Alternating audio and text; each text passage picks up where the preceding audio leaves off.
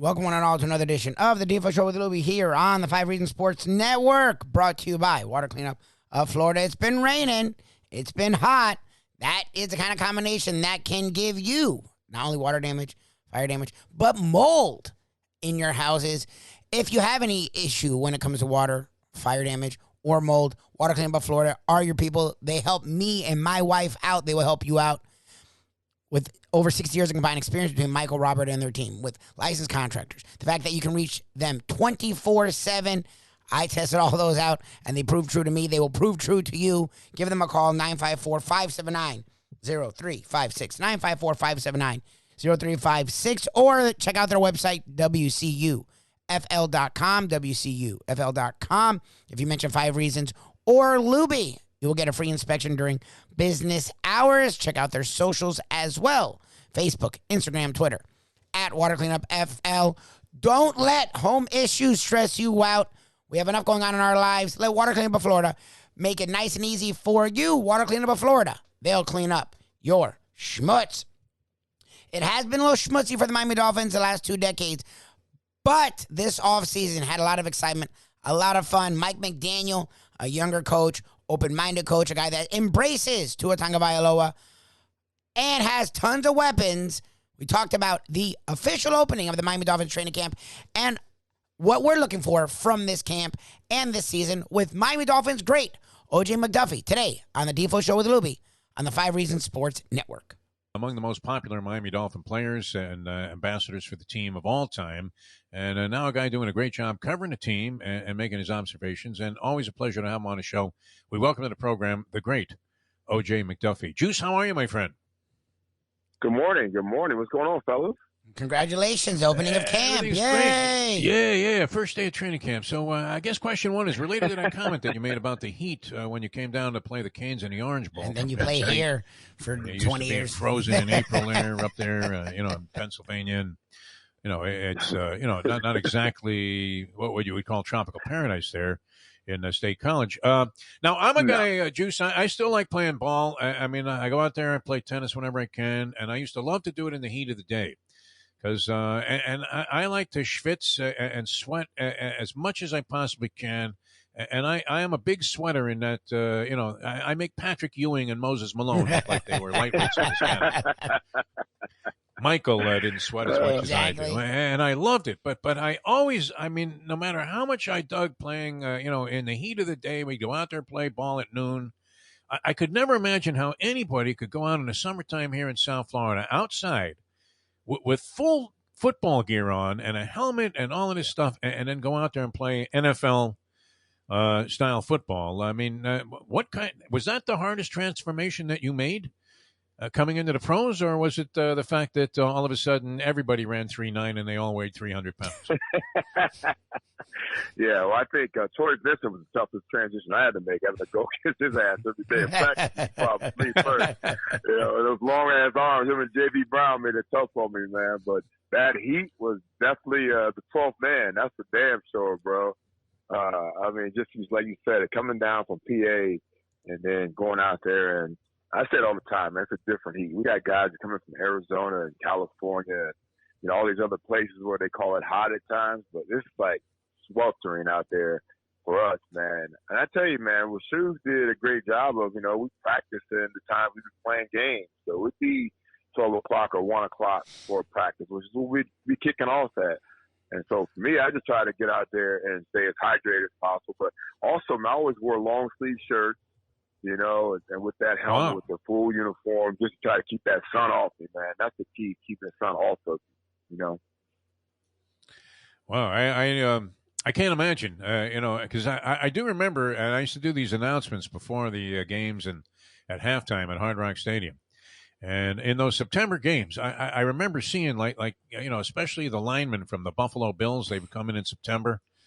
And by the fourth quarter, they were ready to pass out. They looked like they were, needing a standing 8 count. And I remember I was wearing a pair of shoes while I was standing out there, and they had that, kind of temperature gauge on the field, and it said like 120. And I thought, well, that's a ridiculous reading. But my feet, it was like I was standing on hot coals. Oh now I wasn't on the grass, right. so I would imagine, Right. like people also, have always figured, huge edge, for the Dolphins in those spots.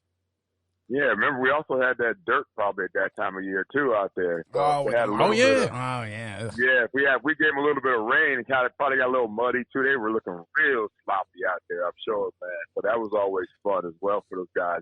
You get that little bit of rain and that heat hits, and then all of a sudden that steam comes up.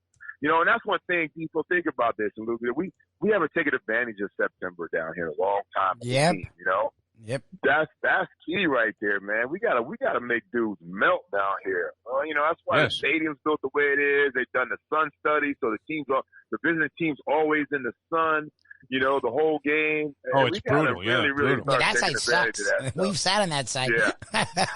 Oh man, it's I had bad. like 50-yard line seats. I gave them up. I couldn't sit there. No one was could bad. sit there. We all ended up downstairs in that little bar underneath. And I'm thinking, why would anybody pay $300 to sit in a bar downstairs where you're getting robbed blind, by the concession prices when you could be at home? I mean, yeah, it was too hot though. Sure. No question. All right, a lot of excitement about the team. Lubie's got something for you, and then I want to get into if he doesn't touch on this whole Mike McDaniel thing. But what do you got, Lubie? Well, I'll let you do McDaniel, but I did want to talk about. We've heard a lot with Tua and Tyreek Hill, and what I'll say. You're not really a live tweeter. You guys will comment on the fish tank about what's going on in general, but to me, I've always found it, as a spectator, especially working with Defo for 12 years now, sort of comical the way camp is covered, especially in the Tannehill days. It was funny. He can't throw the long ball. He would hit one long ball. Oh my God, he's gonna be Dan Marino. What do you, as a player and now as a commentator, take from camp? Like, what can we, when it comes, especially to Tua, because Tua's under the biggest microscope I've ever seen, ever. What should we take from Tua and Dolphins training camp? Yeah, I think first thing we want to think about is, how much what kind of grasp they've got on this new offense. New offense is going to be, something different. Obviously, Tua's been, I think we did it on the podcast. We talked about 5 different OCs in his last 6 years, and, counting college as well as the pros, so it's been a learning process over and over and over again for him. So seeing how that offense comes along with Mike McDaniel and, what he brings to the table in terms of offensive, mind, is going to be interesting. So first of all, you go out there and just see if they can, it's always assignment, alignment, and execution. So if they know their assignment, they line up right, and they go out there and execute it. That's what you want to see first and foremost. I went out to a couple OTAs and, look, I mean, they're going against top 5 defense in the league right now. So the defense had their way with them when I was out there. So I want to see if that changes a little bit over time, whereas they win more than they might not win more than they lose against our defense, but start winning some more of these matchups against our defense. So if they can go out there and perform against our defense, they can go against any defense in the league. So that's the biggest part right now is, how they progress as a team leading into that first preseason game, and so on and so forth. But, I mean, the first few days are rough, and they're going to be a little bit rough. Think about it. Our defense is completely intact, same defensive coordinator. They're going to show you all different kinds of looks at you, but our defense is going to be miles ahead of our offense. So as long as they don't get discouraged going against that defense of ours, they should be fine, man. And then you get the one-on-one opportunities, they'll show that, which was the most nerve-wracking thing for me as a rookie especially. You remember with St. Thomas, St. Thomas, the fans were like right on the field. So when one-on-one came, it was like all eyes on O.J. McDuffie going against Troy Vincent, O.J. McDuffie going, whoever, the wide receiver combination was, and they were brutal out there. So hopefully our guys, our wide receivers, even though they're not going against the whole team, can win some one-on-ones in those different periods to give us a little excitement about what our offense can do. And hopefully, Tua makes some big throws during those periods. I'm thinking, and I'm not inclined to get, over, into hyperbole about a team and their prospects. But, I mean, holy Clayton and Duper, you have Tyreek Hill and Waddle on the outside. I mean, we haven't had that feeling here since 1969, as the song goes. It's been a while. I mean, you can't imagine this, just being a disaster. Right? So I'm thinking it comes together. I'm not going to get overly concerned about the preseason because we know, Waddle really blossomed last year into in his rookie season, a guy that you're thinking, wow, this guy caught over 100 balls, Juice. Not an easy thing to do for a team that was staggering in the first half of the year at 1-7. He was the only guy for most of that year. Yeah, you're right, and Lubie, you're right. He was the only consistent guy out there. You know, I think he missed one game for some reason, but I think for the most part, you know, I mean, look, over 100 balls in 16 games is the usual normal season, and he was consistent out there. You know, the other guys you didn't know who was going to show up. You know, at the wide receiver group, who wasn't going to be available, you know, especially when it came down to game time. Some of those game time decisions, you know, ended up being, you know, scratching some guys. And Waddle, man, he was able to persevere, you know, even with all that stuff going on. A lot of veteran guys that weren't, you know, dressing out every game and stuff. So he was definitely the most consistent guy out there. And now, you know, you bring him into year 2 with the year under his belt. I mean, I can only imagine what he's going to do having a guy like Tyreek next to him, or Cedric next to him, or Gesicki, you know, all these guys that we've got that can go out there and run some tandem routes with him, give them more opportunities to, you know, to hone his skill. It's going to be interesting. And I think the biggest thing that, you know, that's going to be good for him is if the Dolphins can, you know, actually run the football one time this year, you know. That would be fun to see. If they do if they do dedicate a safety down in the box, I'd like to see these guys run wild in the secondary, man. So we'll see. We shall see. Should be fun, yeah. I mean, still always ringing in my ears. Ron St. John was a stadium announcer at the time. That was Kareem Abdul-Jabbar, gain of 1. And that's what we heard for the longest period of time. You were around during those days. He was there. Kareem Abdul-Jabbar, gain of 1. OJ's out there battling 3 guys as a decoy. Exactly. It was ugly. All right, I saw your conversation with Mike McDaniel. I saw McDaniel on TV last night being interviewed by Jim Barry of CBS 4. They had, I guess, pieces of an interview they're going to play in its entirety later on. This guy's a different cat. I mean, it's not like you're talking to Dan Campbell about the team. So, I mean, I'm thinking, you know, and I like the strange guy. I thought Coco Cameron might even have had a shot until he really got strange. But when he was sitting in the stands in the first preseason game saying, right. Yeah, what the hell was that? But first time I don't think McDaniel. First time he didn't tell us that. Yeah. Yeah, I mean, he's not this bizarre, but I mean, and he has, you know, I think for some reason, I believe I've seen, you know, in kind of an X's and O's fashion, some of his innovative ideas, because I was watching some illustrations of some running plays that were done by the 49ers. And if that was McDaniel, wow, he's got a little bit of a different concept. It's hard to come up with something new in football, which, you know, people like to overcomplicate. But, you know, there's, you know, a simplified, you know, way to move the ball. And that is, you know, you have to run it well, like you said. And this guy seemed to have some good schemes to go with modern day defensive techniques. But what do you make of him? I mean, what's your impression and what's your gut feeling, O.J. McDuffie, about how he'll perform as a head coach on the field in his first year? Yeah, well, you know, you look at the whole Shanahan tree of coaches, and both Shanahan as well as, you know, everybody that's come out of there, you know, they've all, no matter what, the offensive line has always been pretty good, it seems like, and they've always been any running back there having big seasons. So, you know, that's always encouraging to see that's, you know, an emphasis from them.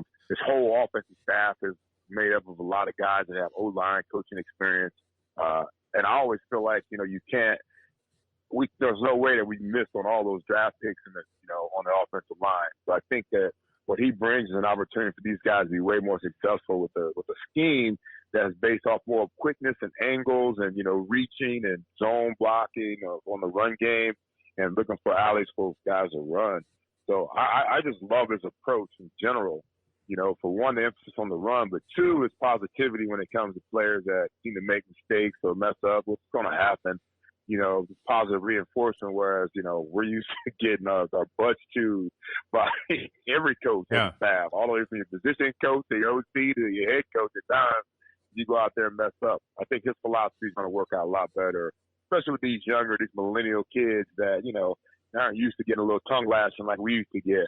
So I think his approach is great, man. And what I do love about him a lot is that how he relates to his players, man. You know, he's got a little swag with his gear. You know, he loves the music they listen to. He can kind of relate to them because it's kind of their age for some of them. And my biggest thing, what I was worried about was whether he could, lay the hammer down if something were to go bad. If somebody got in trouble, God forbid, would he be able to go out there and handle that business as well? I think he can. So the fact that he's got a veteran staff as well, and what he brings to the table in terms of, how he relates to the guys, I'm excited, man. I get excited all the time about that team because I'm a homer, as we all know. But at the same time, though, it's just a different feeling, man. You see it whenever a new head coach comes in. We've had a bunch of them. It seems like there's a revamp of everything. I think the fact that he kept the whole defense intact, kept some key players on offense, brought in some guys in free agency, his offensive teams. I think it's just a different feeling and different positive feeling about what's to come with this guy and this team this year. O.J. McDuffie with us here on the show. Lubie, you had something else here? Yeah, one more. I just want to – so you brought up Tyreek Hill, and to me, the biggest splash was Terron Armstead because I've been waiting for them to get an offensive lineman since Richmond Webb, or Jake Long even. But the big one for most people around the NFL was Tyreek Hill. And Tyreek Hill, look, as a receiver, you have to be confident and to the point of cockiness at times. And the fact that he's backing his quarterback, like you just said, positive reinforcement, Tua really hasn't had it, so I appreciate it. I do think it's funny that people are saying it's adding more pressure. To me, Tua already had the pressure. I think you would rather the pressure and the talent instead of the pressure without the talent. What are your thoughts on Tyreek Hill backing his quarterback to that extent? Good, bad, and different. What do you think it means? What are your thoughts when you keep hearing Tyreek Hill defend Tua to that degree? Yeah, he better keep defending him. I mean, he wants to rock, right? He better bring him donuts and breakfast and lunch. If he wants them for dinner, you know what I mean? If he forgets something in the locker room, Tyreek better run back in there and grab it for him, or send one of those young guys in there. But no, I think it's important, man. I mean, come on. I mean, you won't hear anybody bashing their teammates no matter what, man. You always want to uplift your guys, man. And honestly, what Tyreek was saying is probably kind of accurate. It's more about an accuracy thing than anything else that he said about him and Mahomes, and maybe that's true. We don't know. I've never caught a pass from either one of those guys. So he would know better than most guys would. And so I love the fact that you got a guy that's going to bat for his quarterback and a bunch of other guys. And I've heard from other guys on the team that bat to us.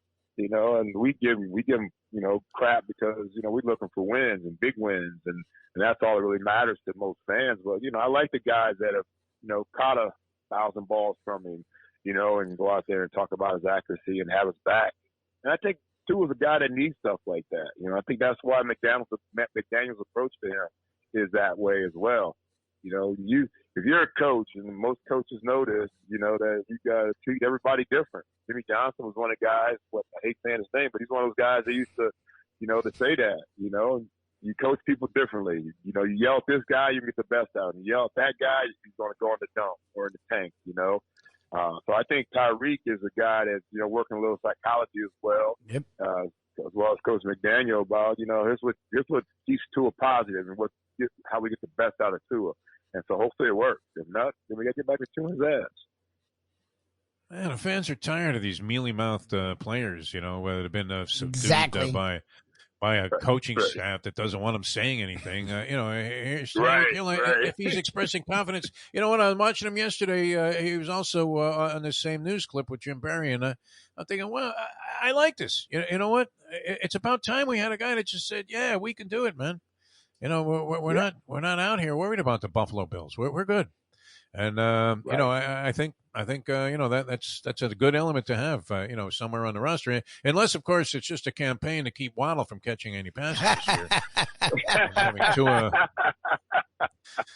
Right? I mean, like you said, OJ. I don't know if you ever did any campaigning like that. Yeah, but all I did with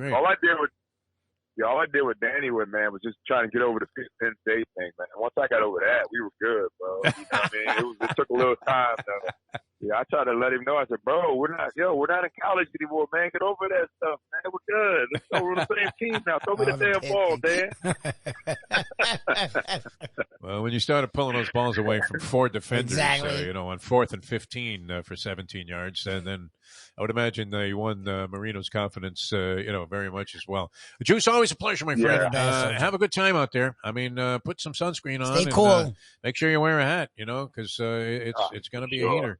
And For enjoy sure. the practice session, and we'll watch for your work. And, of course, Talk hope soon. to have you on the show again real soon. Thanks for having me, fellas. I always appreciate it. All right, Juice, you're the best. Thanks, man. O.J. McDuffie, ladies and gentlemen. Always a great time talking to the one and only O.J. McDuffie, a tremendous Miami Dolphin, longtime Phins cider, still does a lot of stuff with the Dolphins, has his own podcast as well, and joins us all the time, a really good friend, and knows his Dolphins. Really excited for what the season is to come. We always hem and haw about camp because, yes, we've covered it. I, myself, Defo, for years. I've done it a few times, and it is hot as heck out there. But also, I never know what to get from it. They're not going after it, especially when it comes to the quarterback. They're not touching the quarterback. So what do you really get from it? And Juice makes a good point. It is another offensive coordinator. It is another offensive system. That's what you get from it.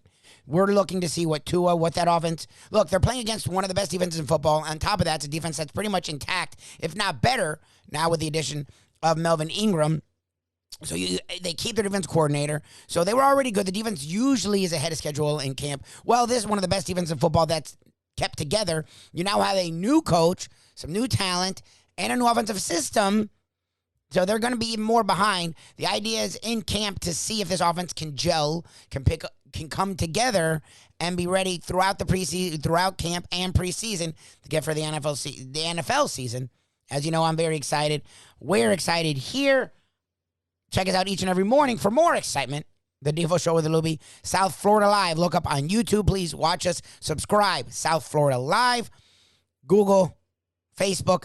Also, check us out, our national content podcast on the Believe Network. Yesterday, we talked with Kenny Anderson, longtime NBA, college basketball, high school, once FIU, now coach of Fitz University. The one and only Kenny Anderson, one of the stars of the new film that comes out on Showtime this Friday, July 29th. NYC Point Gods. Kenny Anderson joined us on the Believe Network, BLEAV.com. Search After Hours is how you find that. And each and every day, our South Florida content right here. The Defo Show with the Lubie on the 5 Reasons Sports Network. Hey folks, Tony Segreto here. You know, since day one, Catholic Health Services has been part of Old School. And since we've started letting people know about them, it's changed their lives. You see, Catholic Health Services, while being recognized as one of the top places for stroke rehab in the country, it's also about a group of people who not just excel in what they do, from the doctors to the nurses to the therapist, on and on and on. It's how they do what they do every single day that separates them from the pack. They do it with a passion, unmatched, and the inclusion of family in every step of the process.